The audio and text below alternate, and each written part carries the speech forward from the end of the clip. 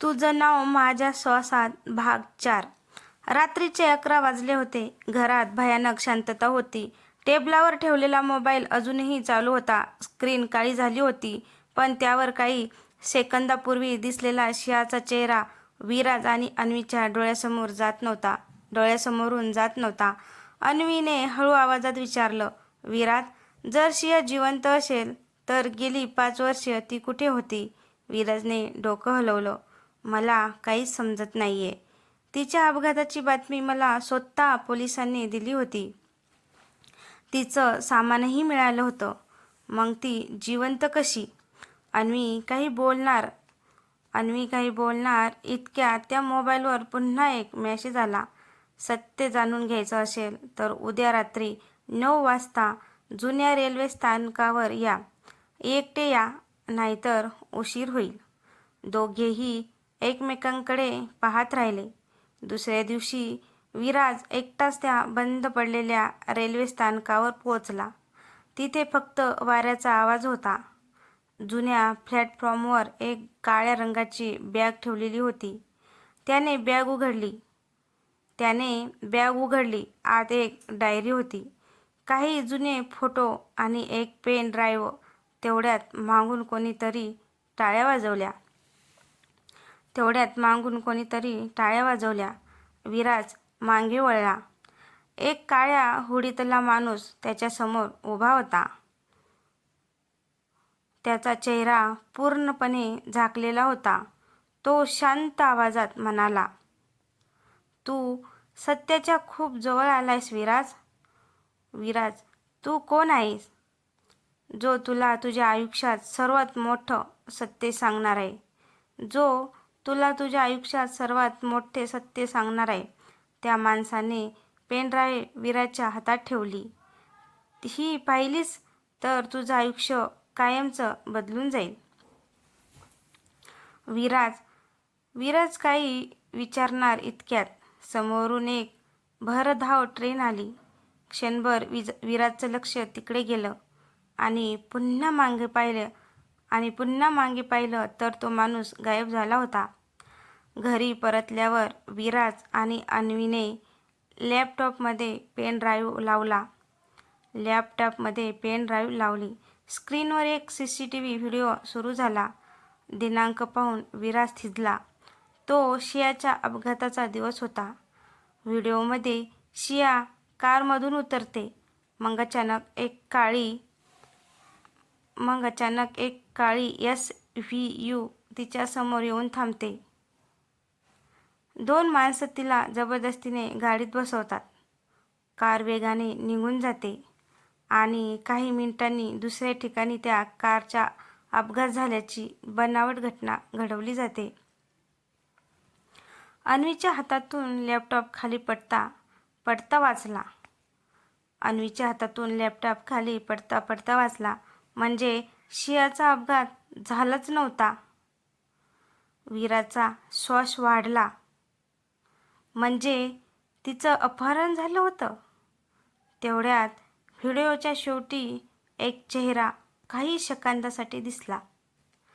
तो चेहरा पाहून विराज जागेवरच थिजला.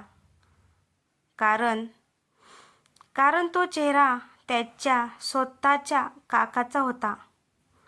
विराजच्या तोंडून शब्दच फुटेनात.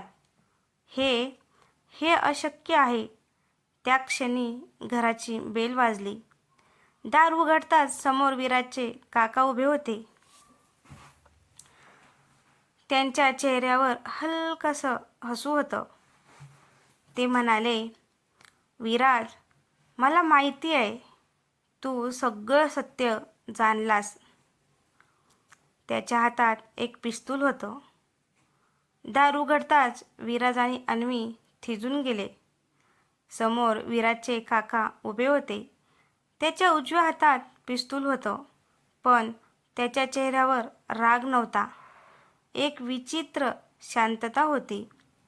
घाबरू नका, ते म्हणाले. हे पिस्तूल तुमच्यासाठी नाहीये. विराज रागाने ओरडला. मग त्या CCTVमध्ये तुम्ही कसे दिसलात? शियाचं अपहरण तुम्हीच केलं का? काका काही क्षण शांत राहिले. मग त्यांनी पिस्तूल टेबलावर ठेवलं आणि हळूहळू खुर्चीवर बसले. आज मी जे सांगणार आहे ते ऐकल्यावर कदाचित तू मला कधीच माफ करणार नाहीस. आज मी जे सांगणार आहे ते ऐकल्यावर कदाचित तू मला कधीच माफ करणार नाहीस. 25 वर्षापूर्वी विराजचे आजोबा हे शहरातील सर्वात मोठे उद्योगपती होते. त्यांच्या मालकीची शेकडो एकर जमीन आणि अनेक कंपन्या होत्या. पण त्या संपत्तीवर डोळा होता एका अत्यंत धोकादायक गुन्हेगारी संघटनेचा, ब्लॅक क्राऊन.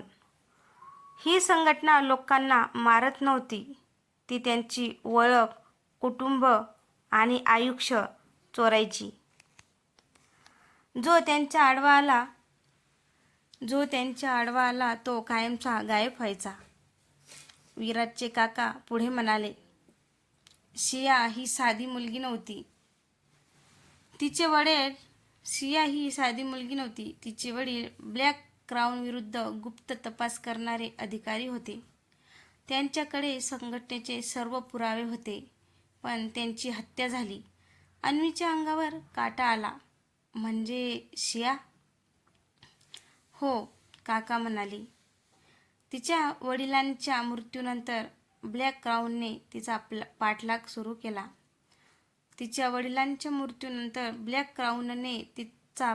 सुरू केला. मग तिचं अपहरण मीच केलं. विराज आणि अन्वी दोघेही हादरले. काका पुढे म्हणाले, पण तिला मारण्यासाठी नाही, तिला वाचवण्यासाठी.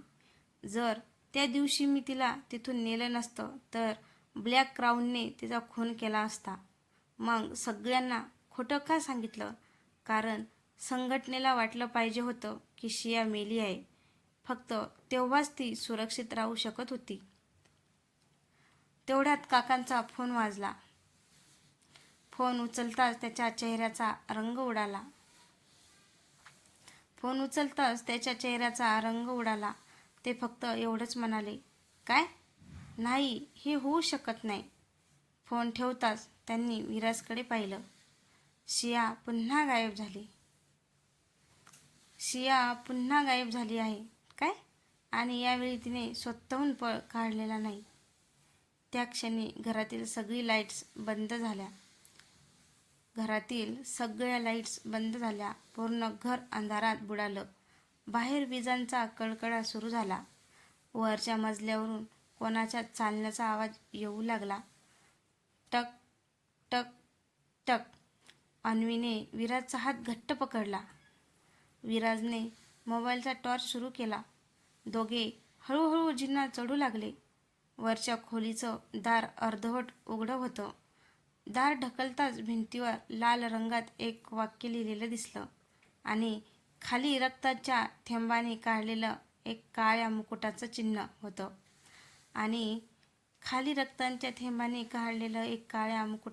होतं. विराजच्या हातातील मोबाईल खाली पडला. कारण त्याला समजलं होतं, खरं युद्ध आता सुरू झालं होतं. भिंतीवर लाल रंगाने लिहिलेलं होतं. त्याखाली काळ्या मुकुटाचं चिन्ह. विराज, अन्वी आणि काका काही क्षण जागच्या जागी थिजून उभे राहिले. अचानक खोलीच्या कोपऱ्यात ठेवलेल्या जुन्या रेडिओमधून आवाज आला, विराज, जर शियाला जिवंत पाहायचं असेल तर आज मध्यरात्री 12 वाजता ब्लॅक पोर्टवर ये. पोलिसांना आणलंस तर तिचा मृतदेहच दिसेल. रेडिओ बंद झाला. घरात पुन्हा शांतता पसरली. काका म्हणाले, ब्लॅक फोर्ट म्हणजे तोच किल्ला जिथून ब्लॅक क्राऊन आपले सगळे व्यवहार चालवते. मध्यरात्र. आकाशात ढग दाटले होते. विजा चमकत होत्या. विराज आणि अन्वी आणि काका किल्ल्याकडे निघाले. किल्ल्याचं मोठं लोखंडी दार आपोआप उघडलं. आत पूर्ण अंधार. भिंतीवर मशाली पेटलेल्या. मध्यभागी एक मोठी खुर्ची आणि त्या खुर्चीवर बसलेला एक मुखवटाधारी माणूस. तो टाळ्या वाजवत उठला. वेलकम विराज. विराज म्हणतो, कोण आहेस तू? त्याने हळूहळू मुखवटा काढला. तो चेहरा पाहून तिघांच्याही पायाखालची जमीन सरकली. तो चेहरा होता देशमुख सरांचा. होय, ज्यांनी इतकी वर्ष त्यांना मदत केली होती. विराज ओरडला. तुम्ही? पण तुम्ही तर आमची मदत करत होता. देशमुख सर हसू लागले. बुद्धिबळांचा खेळ जिंकायचा असेल तर कधी कधी प्याद्यांनाही आपलं समजून चालवावं लागतं.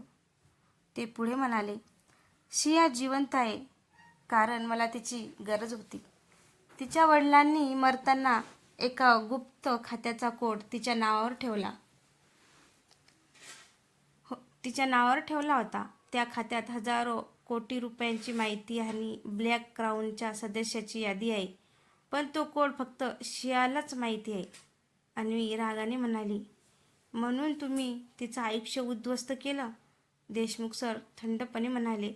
या जगात पैशापेक्षा मोठं काही नसतं. तेवढ्यात मागच्या दरवाजातून शियाला आणण्यात आलं. तिचे हात बांधलेले होते. ती विराजकडे पाहून रडू लागली. विराज, मला माफ कर. मला वाटलं होतं मी दूर राहिले तर तुम्ही सुरक्षित राहाल. विराज तिच्याकडे धावणार इतक्यात बंदुका रोखल्या गेल्या. देशमुख सर ओरडले. शिया, कोड सांग. कधीच नाही. त्यांनी अन्वीच्या डोक्यावर बंदूक ठेवली. मग तुझ्या मैत्रिणीचा जीव जाईल. शिया हादरली. ती रडत म्हणाली. नको, मी सांगते. विराज मोठ्याने ओरडला. शिया नाही. पण उशीर झाला होता. शियाने कोड सांगितला. देशमुख सर हसले. त्यांनी लॅपटॉप उघडलं पण स्क्रीनवर एकच संदेश दिसला. देशमुख सर संतापले. हे काय आहे शिया? शिया हसली. मी मूर्ख नाही. खरा कोड माझ्या आवाजात नाही. तो माझ्या बोटांच्या ठशामध्ये आहे. देशमुख सर संतापाने शियाकडे धावले. इतक्यात धाडकन गोळीचा आवाज घुमला. गोळी देशमुख सरांच्या हातात लागली. विराजचे काका पुढे आले होते. दोन्ही बाजूमध्ये गोळीबार सुरू झाला. अन्वीने संधी साधून शियाचे दोर कापले. तिघेही धावत बाहेर पडू लागले. देशमुख सर शेवटचा प्रयत्न करत ओरडले. कोणीच जिवंत जाणार नाही. त्यांनी स्फोटकांचा स्विच दाबला. संपूर्ण किल्ला हादरला.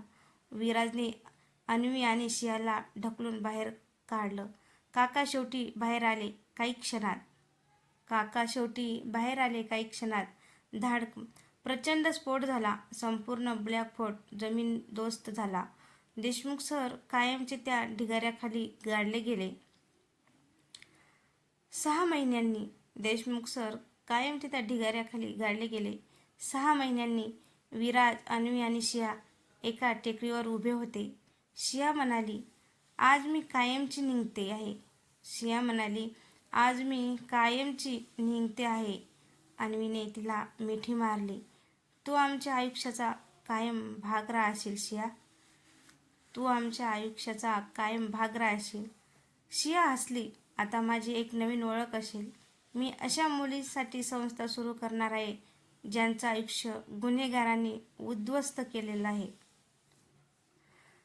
विराजने तिच्या डोक्यावर हात ठेवला. तुझा आम्हाला अभिमान आहे शिया.